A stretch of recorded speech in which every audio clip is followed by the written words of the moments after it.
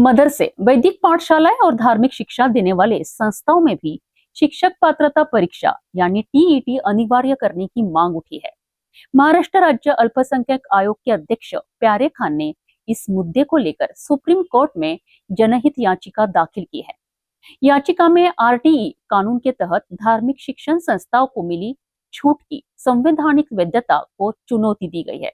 Supreme court ने इस याचिका को अंजुमन इशायत ए तालीम ट्रस्ट बनाम महाराष्ट्र राज्य मामले के साथ जोड़ने के निर्देश दिए हैं।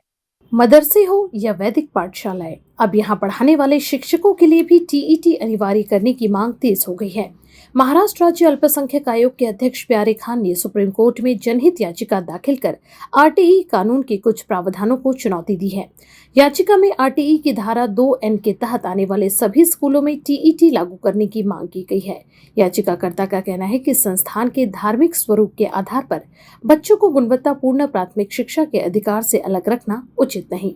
साथ ही मुख्य रूप से धार्मिक शिक्षा देने वाली संस्था की स्पष्ट परिभाषा नहीं होने पर इसके मनमाने इस्तेमाल की आशंका भी जताई गई है। आर्टिकल 29 और आर्टिकल 30 जो संविधान ने माइनॉरिटीज के लिए जो दिया है, उसका जो गैर वापर हो रहा है, उसका सही वापर करना बच्चों के हितों में ये याचिका इसलिए डाली गई है कि जो बच्चों को पढ़ाने वाला जो टीचर होता है, जो आर्टिकल 29-30 जो बोलता है कि उनको टीचर अपॉइंट करने के जो पावर्स है, तो वो संस्था संचालक जो भी है वो ये करते हैं कि अपने परिवार से, अपने दोस्तों को ही उसी स्कूल में रख लेते हैं। अब ऐसा होगा, हमने मांगनी ये की है कि भई आप बच्चों को माइनॉरिटीज़ के लिए दे तो रहे हैं, लेकिन उसका दुरुपयोग हो रहा है। आप हमको टीईटी के माध्यम से वो टीचर आना चाहिए उस स्कूल में।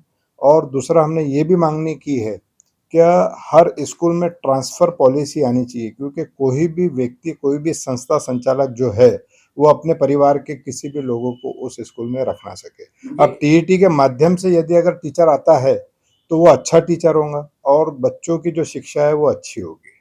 बहरहाल, अगर टीईटी को सभी संबंधित शिक्षण संस्थानों में अनिवार्य किया जाता है तो इसका सीधा असर शिक्षकों की नियुक्ति और लाखों विद्यार्थियों की शिक्षा व्यवस्था पर पड़ सकता है। अब देखना होगा कि इस महत्वपूर्ण मुद्दे पर सर्वोच्च न्यायालय क्या फैसला सुनाता है। नागपुर से सिटी न्यूज के लिए रूपा पंडित, ब्यूरो रिपोर्ट।